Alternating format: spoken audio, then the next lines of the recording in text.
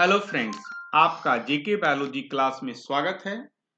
और आज के हम इस वीडियो में राजस्थान पब्लिक सर्विस कमीशन का जो एग्जामिनेशन हुआ है असिस्टेंट प्रोफेसर के लिए, उसके उस क्वेश्चन को हम लोग डिस्कस करेंगे।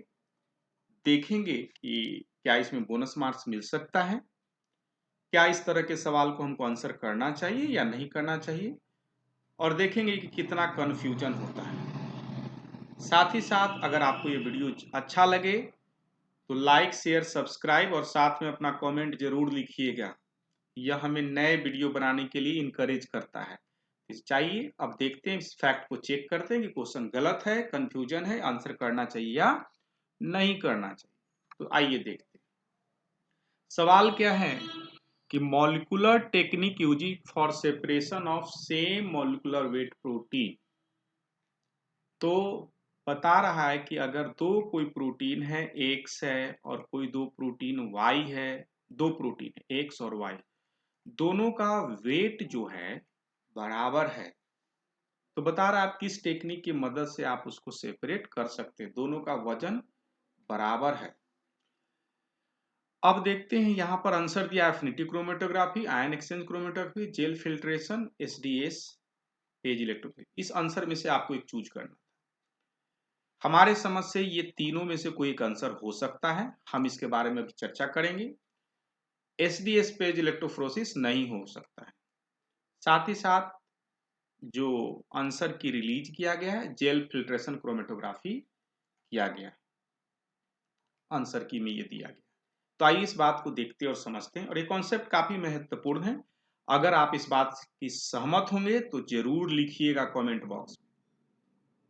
अगर आप नहीं सहमत होंगे फिर भी लिखिएगा कमेंट बॉक्स में विथ प्रॉपर लॉजिक। यह काफी हेल्पफुल होगा और इससे हम लोगों को सीखने का मौका मिलेगा और डिसाइड करने का मौका मिलेगा कि अगर इस तरह के सवाल अगर सीएसआईआर में पूछे जाते हैं तो क्या करना चाहिए।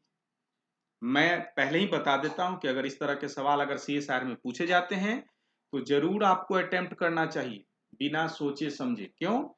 क्योंकि अगर आप अटेम्प्ट नहीं कीजिएगा इस तरह के कंफ्यूजन वाले सवाल को और आपकी कॉन्सेप्ट अच्छी तरीके से है तो आपको मार्क्स नहीं मिलेंगे, क्योंकि अटेम्प्ट करने वाले को वहां मार्क्स मिलता है। एनीवे, अब हम लोग आते हैं अपने मुद्दे पर। एसडीएस पेज इलेक्ट्रोफोरेसिस नहीं होगा। क्यों नहीं होगा? कि अगर सेम मॉलिक्यूलर वेट के जो प्रोटीन हैं और जो एसडीएस पेज में सेपरेशन होता है वेट के अनुसार सेपरेशन होता है। वेट के अनुसार सेपरेशन, अगर दोनों का वेट बराबर है तो दोनों एक साथ ही आएंगे और सेपरेशन नहीं होगा। एसडीएस का क्या प्रिंसिपल है, सिद्धांत है, कैसे काम करता है, इसके लिए मैंने एक अलग से वीडियो भी बनाया है जिसका मैं लिंक डिस्क्रिप्शन बॉक्स में डाल दूंगा। आप चाहे तो उसको देख सकते हैं फ्यूचर के लिए, क्योंकि काफी महत्वपूर्ण है। चलिए अब बात करते हैं कि ये तीनों आंसर क्यों हो सकता है। एफिनिटी क्रोमेटोग्राफी, अगर कोई दो प्रोटीन है, जैसा कि मैंने बताया कि अगर एक्स वाई दो प्रोटीन है तो दोनों प्रोटीन का एफिनिटी अलग हो सकता है। ऐसे नेचर में बहुत ऐसे प्रोटीन मौजूद हैं जिनका मॉलिक्यूलर वेट समान है लेकिन उनकी एफिनिटी अलग अलग है। एफिनिटी मतलब वो मॉलिक्यूल दूसरे मॉलिक्यूल से बाइंड, मान लीजिए कि एक्स जो है हमारा कोई एक्स ए प्रोटीन से या ए मॉलिक्यूल से एसोसिएट होता है और बी हमारा क्या है, वाई प्रोटीन या वाई से एसोसिएट होता है। तो यहाँ एक्स जो है किसकी साथ एफिनिटी दिखा रहा है, ए के साथ, और वाई जो एफिनिटी दिखा रहा है बी के साथ दिखा रहा है। तो आप चाहें तो एफिनिटी क्रोमेटोग्राफी की मदद से आप इसको सेपरेट कर सकते हैं, है ना। अगर हमको सेपरेट करना एक्स को तो मैट्रिक्स प्रोटीन में क्या लगाएंगे हम, एक्स से संबंधित जो एंटीबॉडी या जो इसको बाउंड कर लेंगे, जो प्रोटीन को टैग कर देंगे, सॉरी एंटीबॉडी नहीं करना चाहिए हमको, डायरेक्ट हम इस प्रोटीन को टैग कर देंगे बीट्स के साथ और ये क्या एक्स एसोसिएट हो जाएंगे और वाई आपके फ्लो हो जाएंगे। अगर हम वाई को चाहते हैं कि हमारा मैट्रिक्स में बाउंड करें तो फिर क्या है, बी से पी को हम अपने बीट्स में बाइंड करेंगे ताकि वाई प्रोटीन बाउंड हो जाए और बाद में हम और एक्स प्रोटीन निकल जाएगा, फिर बाद में हम बीट से वाई को भी ल्यूट कर सकते हैं।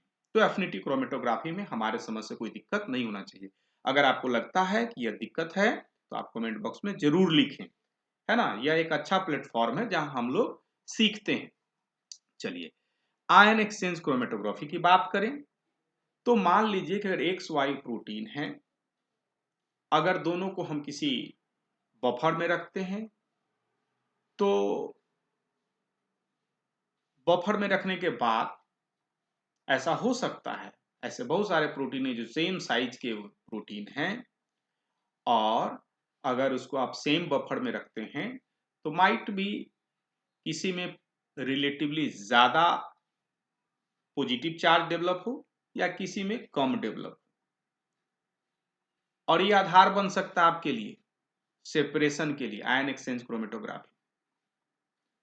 ठीक उसी तरीके से जैसा कि जेल फिल्ट्रेशन क्रोमेटोग्राफी हो सकता है, सेम मॉलिक्यूलर वेट के हैं लेकिन उनकी साइज अलग अलग हो सकती है, उनकी साइज अलग अलग हो सकती है जेल फिल्ट्रेशन। और एक सवाल काफी पूछा जाता है, साइज अलग अलग हो सकती है, और पहले कौन से जो प्रोटीन है आएंगे, छोटे प्रोटीन साइज वाले आएंगे या बड़े वाले आएंगे? आप कमेंट बॉक्स में लिख सकते हैं कि कौन आता है। बहुत क्लासिकल क्वेश्चन है, इसके बारे में मैं नहीं बताऊंगा, आप लिखिए अगर आपको जानना है तो। पहले छोटे वाले आएंगे या बड़े वाले आएंगे? ऑल दो मॉलिक्यूलर वेट ऑलमोस्ट समान है लेकिन साइज में क्या है, थोड़ा अंतर है। तो इस तरीके से छोटे प्रोटीन को लंबा वक्त ट्रेवल करना पड़ता है, इसलिए वो बाद में आते हैं, और बड़े प्रोटीन पहले आ जाते हैं। तो इस तरीके से अगर हम देखें तो यह सवाल में बोनस मार्क्स मिलना चाहिए अगर आपने क्लेम किया होगा तो। और फ्यूचर में अगर इस तरह के सवाल आए, अगर आपका कॉन्सेप्ट क्लीन है तो जरूर अटेम्प्ट करना चाहिए। अगर आपको इस बात से सहमत हैं तो कमेंट बॉक्स में जरूर लिखें कि हाँ ये सही है। चलिए हम लोग आगे अब देखते हैं।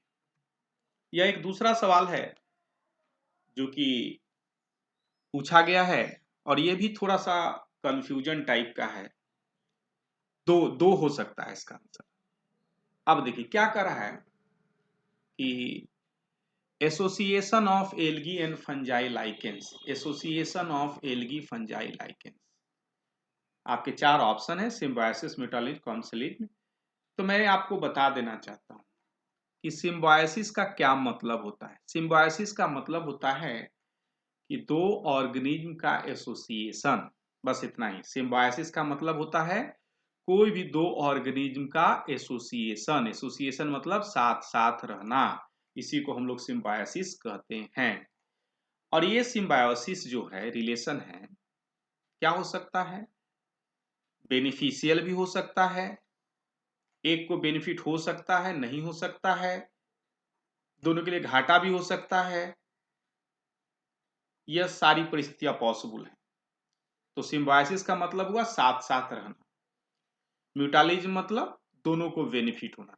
इस केस की अगर हम बात करें, association of algae and fungi lichens is described bye, तो सिम्बायोसिस तो होगा ही होगा क्योंकि दोनों साथ साथ रहते हैं और इस तरह के एसोसिएशन की सिम्बायोसिस करते हैं। और सिम्बायोसिस का सब काइंड क्या है, मतलब कि मतलब डिफरेंट तरह के सिम्बायोसिस आउटपुट हो सकते हैं। म्यूटालिज्म यह भी हो सकता है, इसमें भी कोई दुमत की बात नहीं है अगर किया जाए तो। Algae and fungi lichens is described by mutualism. तो ये काफी कंफ्यूजन क्रिएट करता है इस तरह के सवाल में, लेकिन कम से कम जानकारी तो होनी चाहिए ना कि भाई क्या आंसर किया जाए। हमारे समझ से अगर हम रहें तो सिम्बायोसिस ही करना चाहिए, लेकिन अगर कोई व्यक्ति म्यूटालिज्म कहता करता है तो गलत नहीं है। कब गलत नहीं है, जब अगर यहाँ सिम्बायोसिस का ऑप्शन नहीं है। अगर दोनों साथ साथ में हैं तो ये आपके ऊपर डिपेंड करता है कि आप क्या कर रहे हैं, लेकिन मैं रहता तो मैं सिम्बायोसिस करता। अब हमें लगता है कि आपको ये बात समझ में आ गई होगी कि सिम्बायोसिस और म्यूटालिज्म में क्या डिफरेंस है, क्या सिमिलरिटी है। सिम्बायोसिस जो हो सकता है डिफरेंट तरह का आउटपुट रिजल्ट दिखा सकता है, जैसे म्यूटालिन, कॉमेसिलिन, पैराटोसिन दिखा सकता है, लेकिन सिम्बायोसिस की बात करें तो दोनों साथ साथ एसोसिएशन, बस इतना ही। और म्यूटालिज्म उसके आगे की बात है कि एसोसिएशन कैसा है, वो दोनों बेनिफिशियल है, एक का बेनिफिट है, नहीं है, कुछ भी हो सकता है, लेकिन इस केस में दोनों बेनिफिट होते हैं। लाइकेंस और एल्गी, लाइकेंस और फंजाई, सॉरी, लाइकेंस और फंजाई दोनों क्या होते हैं, बेनिफिशियल होते हैं। तो इस तरीके से हम देखें, अगर इस तरह का सवाल आते हैं तो आपको जरूर अटेम्प्ट करना चाहिए और थोड़ी सावधानी से अटेम्प्ट करना चाहिए। अगर ये नहीं है तो म्यूटालिज्म आंसर हो सकता है, लेकिन अगर दोनों है तो प्रिफरेबली हम लोग सिम्बायोसिस ही लिखते हैं। चलिए, अब मैं आपको बताना चाहता हूं कि अगर आपने को वीडियो अगर अच्छा लगे तो आप लाइक करें, शेयर करें, सब्सक्राइब करें। साथ ही साथ अगर आप किसी भी तरह की कॉम्पिटिटिव एग्जामिनेशन की तैयारी करते हैं और आप अपनी सफलता सुनिश्चित करना चाहते हैं तो आप CSIR नेट क्लब से जुड़ सकते हैं, जहां पर ऑनलाइन ऑफलाइन दोनों की व्यवस्था है और विशेष जानकारी के लिए 6202692436 पर कंसल्ट कर सकते हैं। अगर आपको ज्वाइन करना है तभी कांटेक्ट करें, ठीक है, क्योंकि अपना समय काफी कीमती होता है, उसको बर्बाद ना करें। चलिए, अब आगे हम बात करते हैं, कट ऑफ मार्क्स की बात करते हैं कि कितना कट ऑफ हो सकता है इसका। तो मैं इसके बारे में बताऊं इसके पहले मैं आपको बता देना चाहता हूं कि जो minimum cut off qualifying marks है इसके लिए, इंटरव्यू के लिए आपका 40% जनरल के लिए है, 35% BC के लिए और 30% SC ST और जो भी और अदर जो कैटेगरी है उनके लिए 30% क्या मिनिमम क्वालिफाइंग मार्क्स है। इतना तो आपको होना ही चाहिए।